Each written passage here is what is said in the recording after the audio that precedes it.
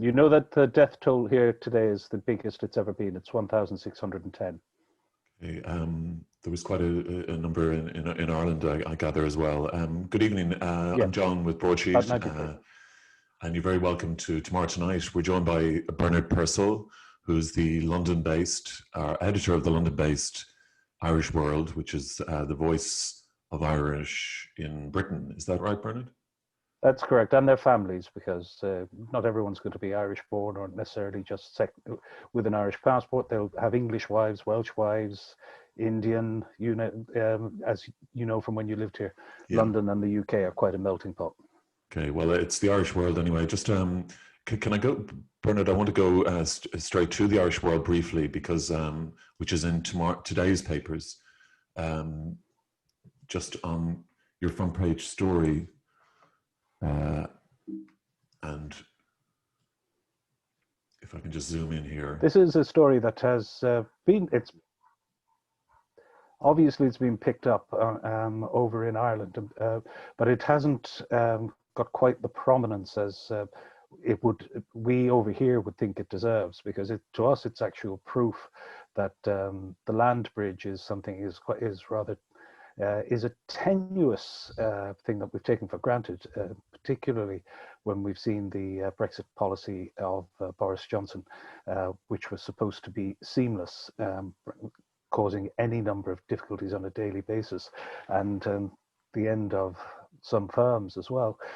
We've seen the fishing industry realize quite the extent to which it has been betrayed or been misled for the ideological zeal of the Brexiters. We saw yesterday in particular the shellfish lorries trying to bring home their rotting goods and just press home the point to Downing Street to make a protest, ironically behaving rather like, say, French producers having discovered that kind of militant action.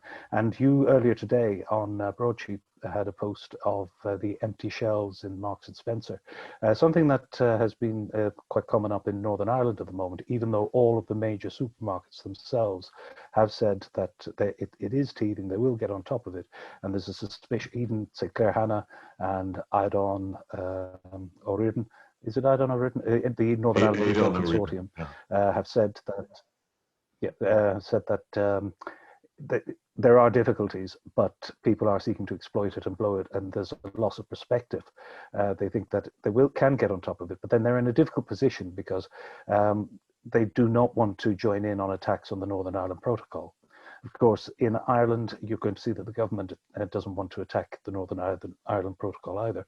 The DUP trying to put distance between itself and its support for Brexit, and the fact that it blocked Theresa May's deal, is trying to actually target now the Northern Ireland Protocol and say that it is the cause of all their difficulties. So it puts others in a difficult position. They know how fraudulent a lot of the solutions offered by Boris Johnson and Michael Gove are, that the agreement was hard fought, and you don't really want to seek to undermine it. And as you can see there from the shelves, they're quite striking. This is Marks and Spencer's in Grafton Street this afternoon. I'll just read what it says there. Following the UK's recent departure from the EU, we are transitioning to new processes, and it's taken a little longer for some of our products to reach our stores. We're working closely with our partners and suppliers to ensure customers. This is teething troubles were to be expected, Bernard, no? Mm-hmm. Well, that is certainly what the government is saying, but also you have people like Leo Varadkar, who has the business portfolio, saying the same thing to concerned hauliers, and that there will be teething troubles. It's for an awful lot of firms now, they're finding huge amounts of red tape, but on top of that, they're finding the IT systems don't necessarily work either. So there are delays, there are any number of things going on, not least because there seems to be very, very little preparation or provision, technical provision and backup. This was introduced in haste towards the end of December. Okay, the Percy pigs are getting through anyway. Happy to say. So will we have a look at tomorrow's papers then? Yes, please. I'm sure there'll be some Brexit stuff in there. Has Well, that? the funny thing about, or the striking thing about today's papers is that none of them mention the fact that the biggest single daily death toll of the pandemic in the UK, certainly here, 1,610 deaths announced in the last 24 hours, 28 days after developing or being seen to have COVID. That is the biggest single figure. Now, ordinarily, you would have Downing Street press conferences for to express sympathy or to give some kind of hope that something's happening, but nothing. And the dashboard, the Public Health England's dashboard, just failed as well today. So it's not on the front pages. It's not any. It's on some of the bulletins, but there has been not a peep out of the Prime Minister or any of his ministers. The death toll now is well over 100,000. Okay. Let's get into these papers then. There'll be definitely COVID news. Plans to open special schools abandoned. This is the Irish Examiner, Bernard. Mm-hmm. Well, I can't speak on that with any expertise, but I did read the story earlier, and these are people who are clearly facing a double bind, and it looks like they have had the promise that their needs are obviously greater than, say, many other families, because they are, well, it sounds trite to say it's special, but the resources are essential, and the families do find themselves put under enormous pressure. But I think if papers like the Examiner push it, you might find that perhaps Stephen Donnelly will and others might find that they could. I know he's got the health portfolio, but if he works with the other education minister, that they can prioritize it. But it looks like it's more empty promises. Yeah, and the uncertainty, and then they keep on going back. I mean, it's like they said it was going to be phased, reopen now for definite. It's not going ahead anyway. But it's almost as if they're trying to buy some time and kick it in the headlines and hold out let it run itself out as an issue and then not do anything. Yeah, Cabinet likely to extend level 5 lockdown again. Bernard, I mean, presumably you would approve of this? Well, it's clear that lockdown works. You do have, even though we've got very, very high death tolls over here, and they're expected to be bad, even worse over the next several weeks, according to the experts, the actual rates of infections are down. So lockdown is having some kind of effect. So there's no escaping it. Until vaccination has reached a certain critical point, it is the simplest tool available to everybody. Lockdown, it's inconvenient, but it is, and it's damaging to some, but it is finite. It's less damaging than the damage that COVID does. Okay. There will be many who would disagree with you on that. I mean, in terms of the lockdown, we really don't know the damage that's been caused. I mean, we probably won't for another few years, I guess. Well, we know the damage that's been caused by COVID, and that there are corpses in the ICU. Okay. Yeah, but that full picture is not yet known. I mean, we did speak last week about is it a death with COVID or is it a death from COVID? I'm not. There is no escaping if you look at it's younger people now that are being affected. The other thing that's happened here now as well is that there's been a huge surge in care homes, and they're beginning to see it in the prisons as well. But it doesn't respect age. It doesn't. It was used, I think, as a bit of a distraction at the beginning to say that it was primarily people with pre-existing conditions. It's opportunist. It takes people of any age. It's a lottery for a lot of people. As you know, there are people who can live with it and without knowing that they've got it and spreading it. But it's a complete lottery for others if they do get it, of all ages. And there's no mistaking the number of deaths that's happened in this country. Okay. We won't get stuck into it tonight because there's a lot of papers and very little time. Yep. You mentioned the UK figure has been the highest, 93 dead in worst COVID day yet. That's the Irish tally is a record breaking, the same as the UK. It's bad, and I see that, and as so this evening that Galway has become a hotspot as well in the last week or two. It's become particularly badly affected. Okay, McGregor is getting sued by his mother and daughter. I got nothing on that. Sorry, I got no comment, no expertise, nothing to say. He's not exactly he hasn't exactly been the greatest ambassador for sport or for the country, whatever about his achievements in that rather niche sport of UFC. But I've nothing to say about that one. He's certainly living up to his nickname. The family's just surviving penny dinners. This is more on. I would suggest charity. It's seen a huge upsurge in people. Yeah, I would say that's the story across the way, because I mean across the board. I beg your pardon? I'm sorry, John, I can't hear you. No, the mic went there for a moment. I was going to say that there's just as a typical example, there is a food bank and charity that operates out of the street charity that operates out of the Salvation Army down in Ealing, and the chap who runs it has found, certainly in the last 6 months and the last few months, it's a story we ran a couple of weeks ago, that people who might ordinarily have been patrons, supporters, and made contributions are now starting to avail of the services, particularly people in construction or some of the other jobs. They have found themselves not in a position to be furloughed. They haven't got the income. So people that a year ago and 6 months ago were actually making contributions to his food bank in terms of money and as well as food, they're actually now having to avail. But these are victims of the lockdown. Right. These are these are the victims of the lockdown as well. I mean, these are.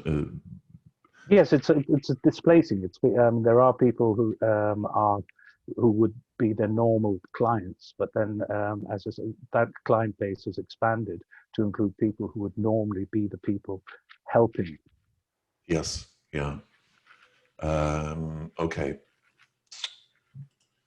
We have the Daily Telegraph is leading with the Trump or the Biden. Yes, there's something in there that actually made me laugh.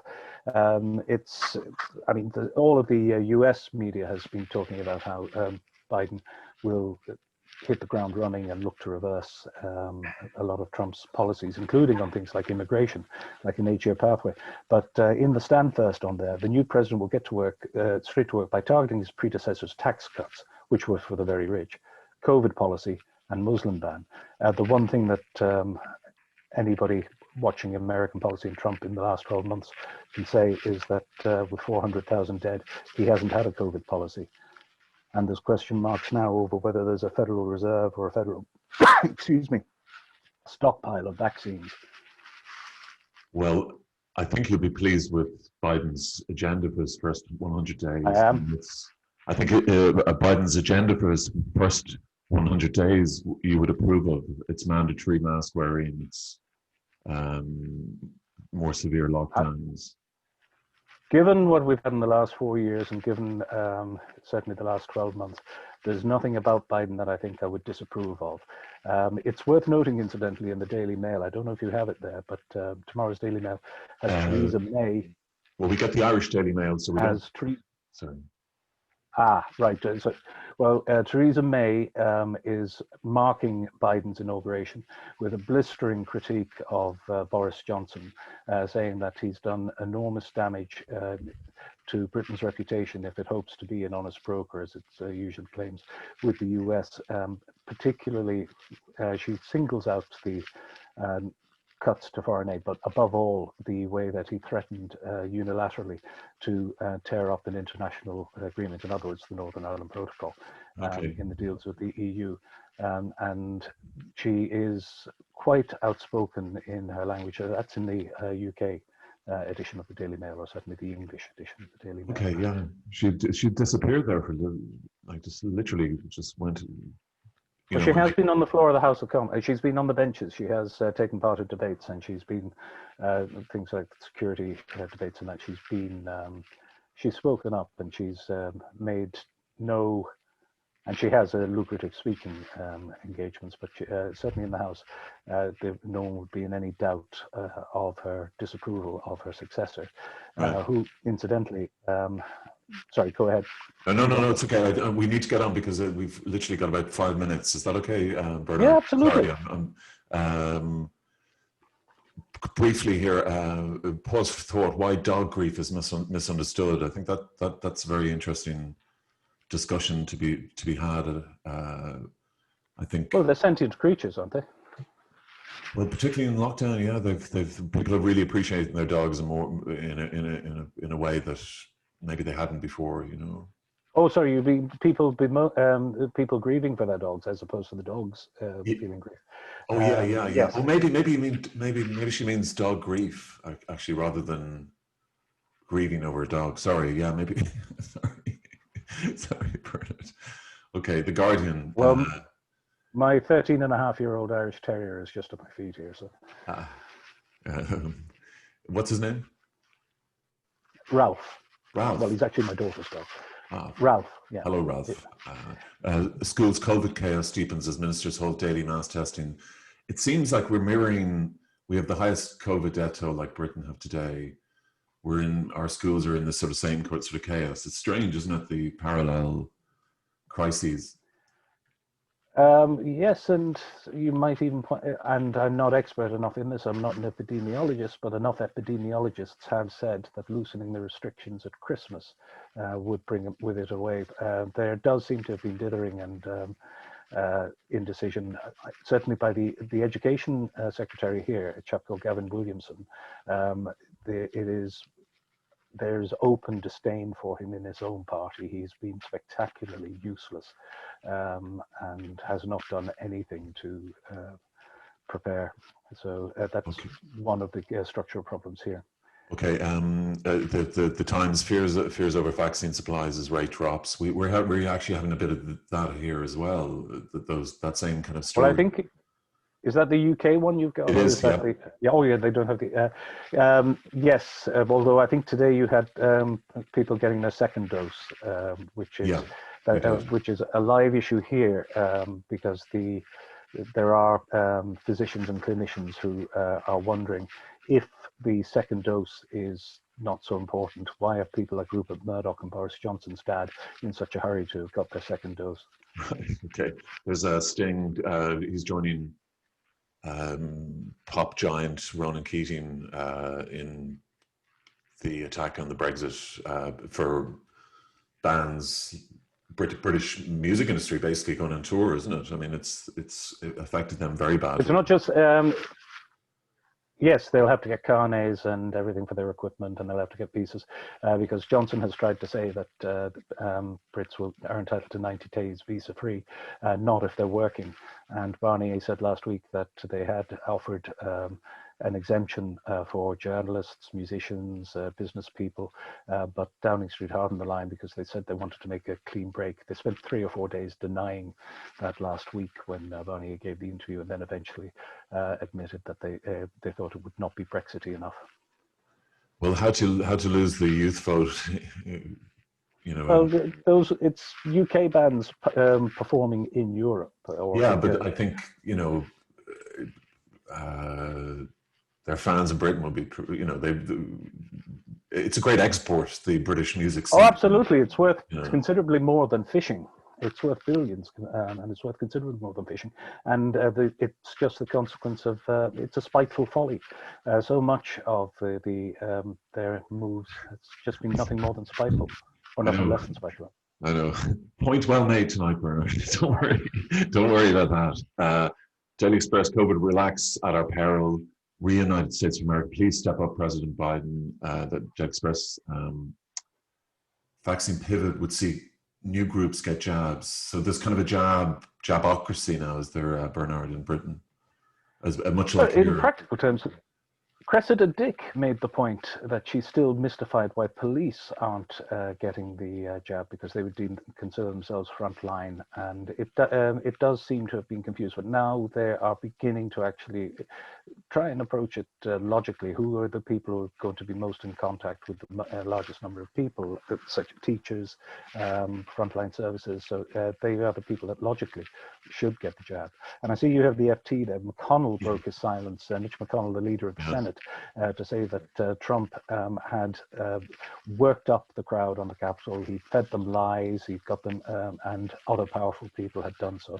And this is the strongest. I think that's unfair. I mean, and I must say with Mitch McConnell, but he was never loyal to Trump anyway. But I mean, that's the last kind of betrayal, I guess.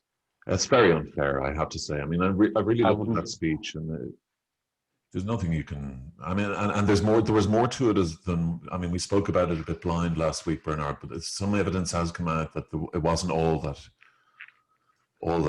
had been portrayed. I'm not sure that I would use the word evidence. There were assertions. They weren't backed up with empirical facts or with documentary supported by. Okay, well, we won't go there again because that was. We disagree on this.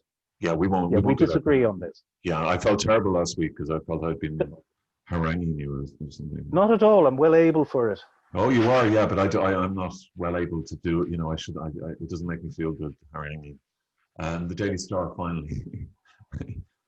Well, that was a weird dream. I don't know. Can you see that? Well, the Daily Star, particularly. Yes, I can.